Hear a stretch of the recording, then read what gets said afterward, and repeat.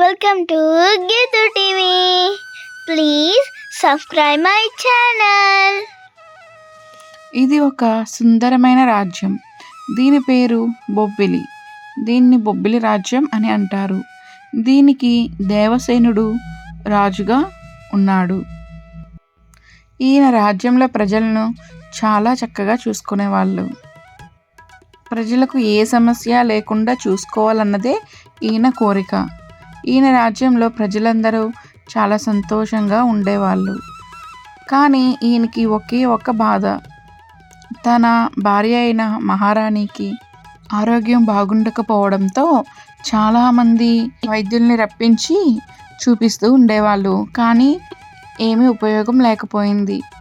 కానీ ఒకరోజు ఒక వైద్యుడు అడవుల్లో ఒక సంజీవని పువ్వు వికసిస్తూ ఉంటుంది, దాన్ని తీసుకొచ్చి దానిని నీటిలో కలిపి మహారాణికి తాగిస్తే ఆరోగ్యం నయమవుతుందని చెప్పగా రాజు సరే స్వామి నేను తీసుకొస్తాను అని చెప్తాడు. కానీ అప్పుడు వైద్యుడు అక్కడికి వెళ్ళడం సులభం కాదని, చాలా కష్టమైన పని అని చెప్తాడు. అప్పుడు రాజుగారు ఎవరైతే ఆ సంజీవిని పువ్వుని తీసుకొస్తారో వాళ్ళకి తన కుమార్తెను ఇచ్చి వివాహం చేస్తాను అని చెప్తాడు. కానీ అది కష్టమైన పని అని ఎవరు ముందుకు రారు. కానీ తన మిత్రుడైన భూపతి కుమారుడు నేను తీసుకువస్తానని వస్తాడు. వైద్యులు తీసుకొచ్చిన పువ్వుని ఏ విధంగా ఉపయోగించాలి అన్న విషయం కూడా రాజుగారికి చెప్పి వెళ్తాడు.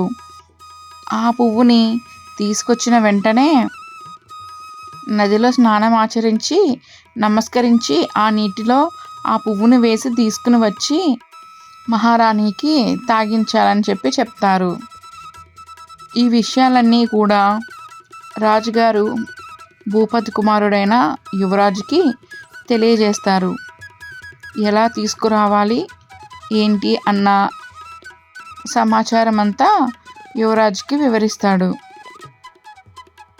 మహారాజా, మీరు కంగారు పడకండి. నేను ఆ సంజీవని పువ్వుని ఎలాగైనా తీసుకొస్తాను మహారాజా. మీరు నా మీద నమ్మకం ఉంచండి. లేదు యువరాజా, అది చాలా ప్రమాదమైన చోటు, అందుకే నేను భయపడుతున్నాను. మీరేమీ భయపడకండి మహారాజా. ఇంతలో తన కుమార్తె కూడా అక్కడికి వస్తుంది. నాన్నగారు, నేను కూడా పువ్వుని తీసుకురావడానికి యువరాజుతో వెళ్ళి సహాయం చేస్తాను. అప్పుడు మహారాజు వద్దు తల్లి, నువ్వు వెళ్ళడం నాకు ఇష్టం లేదు. అది చాలా ప్రమాదకరమైన చోటు. అప్పుడు యువరాణి లేదు నాన్నగారు, నాపై నమ్మకం ఉంచండి అని చెప్తుంది. అప్పుడు మహారాజు సరే యువరాణి, జాగ్రత్తగా వెళ్ళిరండి. మీరు వెళ్ళే దారిలో ఈ ఖడ్గాలు మీకు ఉపయోగపడతాయని అనుకుంటున్నాను. విజయీ భవ అని జాగ్రత్తలు చెప్పి యువరాణిని యువరాజుని అడవికి పంపిస్తాడు మహారాజు. యువరాజు యువరాణి రాజుగారి దగ్గర ఆశీర్వాదం తీసుకొని సూచనలన్నీ విని అక్కడి నుంచి బయలుదేరుతారు. వెళ్ళే అడవిలో అన్ని మాయా చిత్రాలే కనిపిస్తూ ఉంటాయి. వీళ్ళకి చాలా అందంగా కనిపిస్తూ ఉంటుంది ఆ అడవి. ఒక్కొక్క అడవి ఒక్కొక్క నదులు దాటుకుంటూ వాళ్ళు ముందుకు ప్రయాణిస్తూ ఉంటారు. అలా ఒక దగ్గరికి వచ్చినప్పుడు అక్కడ ఒక రాక్షసుడు కనిపిస్తాడు. అది ఒక లావాలో ఉన్న రాక్షసుడు కనిపించి మీరు ఇటు వెళ్ళడానికి లేదు అని అడ్డుకుంటాడు. అప్పుడు యువరాజు హే రాక్షస, మేము ఈ నది దాటాలంటే ఏం చేయాలో చెప్పు అని అడగగా అప్పుడు రాక్షసుడు నేను ఒక పొడుపు కథ చెబుతాను, అది మీరు విప్పితే మీరు అటు వెళ్ళడానికి నేను వంతెన కట్టి ఇస్తాను అని చెప్తాడు. సరే అడుగు రాక్షస. అయితే విను. ఎర్రని రాజ్యం, నల్లని సింహాసనం. ఒక రాజు ఎక్కితే ఒక రాజు దిగుతాడు, ఏమిటది అని అడగగా యువరాజు కాసేపు ఆలోచించి సరే రాక్షస, నేను జవాబు చెప్తే నీవు వంతెన నిర్మిస్తావుగా, మాట తప్పవుగా. నేను మాట తప్పే వంశంలో పుట్టలేదు రాజా. సరే అయితే ఎర్రని రాజ్యం, నల్లని సింహాసనం, ఒక రాజు ఎక్కితే ఒక రాజు దిగుతాడు, అది అట్లు. బలా రాజా బలా. నన్ను మెప్పించావు, ఇదిగో నీ వంతెన. అని చెప్పి ఆ రాక్షసుడు వెళ్ళి ఒక వంతెన నిర్మిస్తాడు. ఆ వంతెన మీదుగా యువరాజు యువరాణి ఆ అగ్ని నదిని దాటుతారు. దాటగానే వారికి సంజీవని పుష్పం కనబడుతుంది.